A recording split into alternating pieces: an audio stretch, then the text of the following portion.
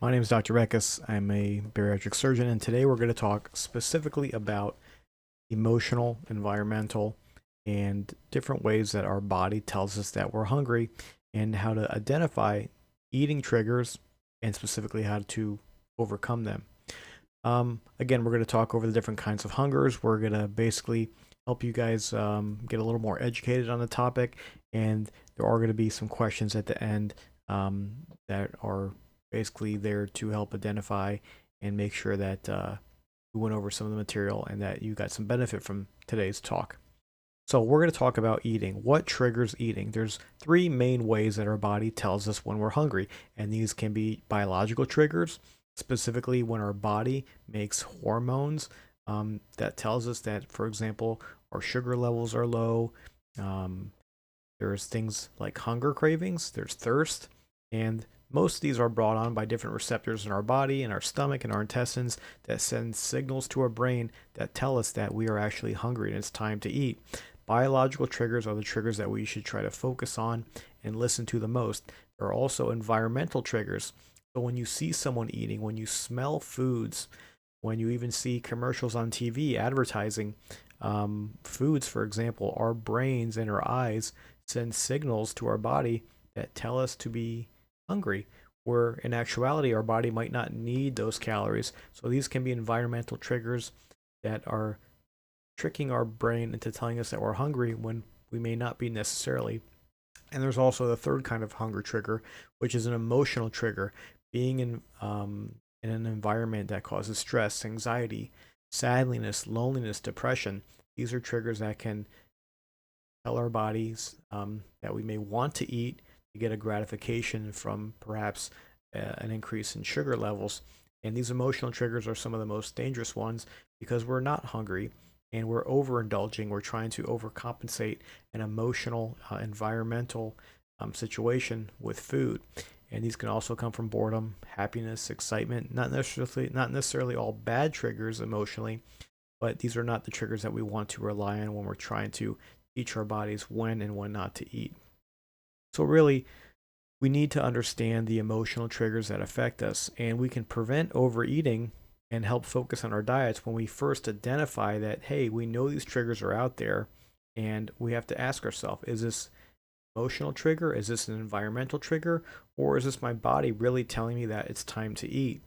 So again, we want to avoid certain situations, be prepared for certain instances, and when you're prepared and you understand the trigger, it can help you identify it and either listen to it or not. So, for example, certain people have an issue with junk food. Junk food is a common issue, and the issue with junk food is it's usually poor quality nutrition, it's high in calories, very low volume food, so it doesn't necessarily fill you up, and it can give you a quick boost of sugar, fat. These are all things that we need, but in moderation. So when junk food is around, it's a big problem. So the first thing we can do is don't keep food at home. Don't buy the food. If it's not there, you can't eat it. So, for example, when you're at work, when you're at home, avoid keeping these um, poor calorie supplements, your desk and your car, and your pantry. Try to plan your meals out. I can't tell you how important it is when you have a structured meal plan.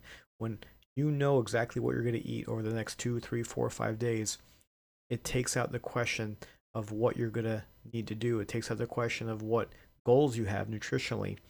Um, so when you do have a craving for junk food, try to manage it and really try to push off those feelings for 10 minutes or so. Distract yourself, do something healthy, go for a walk, finish up some work, do something that's going to take it away so you can help figure out, is this a true hunger? Is this a true craving for food? Or are you just looking for a quick fix for sugar or calories? And again, try healthy options. There's so many different kinds of junk foods out there, but there's also healthier options. We want to avoid fried food. We want to prefer baked food. So there's options for nutritional snacks that can fall in that realm of junk food, but aren't necessarily as bad for you. And again, you want to practice in moderation. Getting smaller sizes, for example, can be an option. So we're not saying to cut out all junk food necessarily, but you want to control it, you want to limit it, and you want to keep it to a way that's not going to affect you in a negative way. So identify the trigger, make a plan for what you're going to do when you're hungry, plan out snacks, plan out meals that are going to be healthy, and if you can limit that, then we can avoid having big problems. Um, so again, you know, exercise makes me hungry.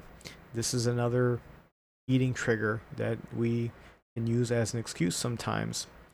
And you don't want to negate all the positive effects of exercise by saying that you have to load up on a high calorie meal after exercise because you felt that you needed. Research shows that actually exercise decreases physical hunger, which is kind of counterintuitive. So when you exercise, sometimes your body actually craves less calories. So again, you want to figure out what kind of hunger you have. Is it a psychological hunger? Is it a hormonal hunger? And you want to stop the idea of you're just eating out of habit.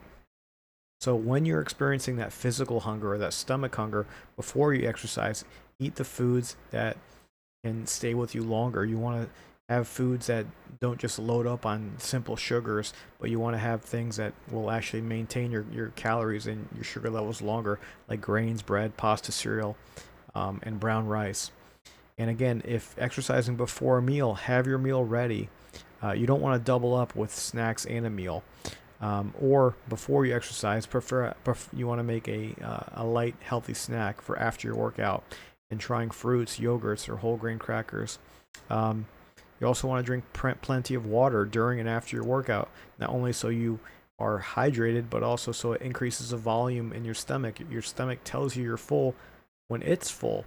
So by having some water with a meal, you're going to make your stomach expand a little bit faster and hopefully get the signals that tell you that it's time to stop eating. So again, remember, stick with a regular healthy diet. Plan your meals. Know what to expect throughout the day. And this can help you not only recognize the hunger you're having, but also to plan and deal with it. And again, social support, super important.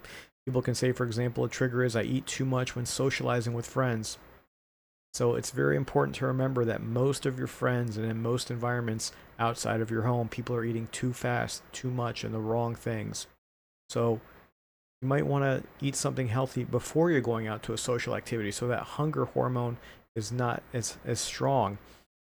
And again, if you're going to be with your friends or say at a theater, order a bag of peanuts and work on it slowly. Don't just eat because everyone's eating around you. Drinking water again. Or a calorie-free beverage instead of having a snack is a great way to get something in your body so you're going through the process of eating without getting empty calories in. And again, if you're out somewhere, if you know there's going to be things that are not necessarily good for you, avoid going to the food table. Focus on doing something active. Focus on talking to your friends and family instead of just sitting around the buffet table. So take it out of your mind. Control your environment. It's very important. And again, if you are going to be somewhere, I can't stress enough, you want to not only try to eat healthy foods, but maybe even bring healthy foods. But most places have healthy options, but sometimes our brain and body gravitate towards the thing that's necessarily not as healthy because that's a quick fix when it comes to sugars. But try a veggie tray, try the fruits instead of eating something that's bad for you, like the dessert table. And there's so many options of getting healthier quality nutrition that's going to be good for you. And again, identify someone that's supportive and have that person by your side. Stick with them. Try to avoid the person that's overeating. Stick with the person that's also has a similar interest in trying to be healthy. And again, when you plan, when you are aware of your triggers, you can manage a lot of the weight loss challenges that we see. So being prepared and identifying your hunger is very, very important. I thank you guys for watching and listening, and here's the questions for the end. And again, we can go through these. True or false? Eating triggers can be caused by biological, environmental, and emotional factors. 2. True or false? Learning how to recognize common temptations and dangerous scenarios can help prevent overeating and keep your diet on track. 3. Junk food is a known eating trigger. Keeping junk food out of your home and away from your desk are 2 ways to prevent this eating trigger. 4. Research shows that exercise increases physical hunger. 5. Psychological hunger is a desire to eat out of hunger. 6. If you are having true physical hunger before exercising, eat foods that will give you a quick burst of energy, such as a cookie, candy, or ice cream. 7. To reduce hunger, one should eat something healthy before going to social activities. 8. It is helpful to take healthy foods to social events to help avoid temptation for junk food. 9. When craving a snack, it's helpful to drink water or a calorie-free beverage first to decrease the craving. And 10. By planning ahead, you can successfully manage eating triggers and weight loss challenges. So feel free to figure out this quiz, turn it in, and hopefully you learned something today. Thank you.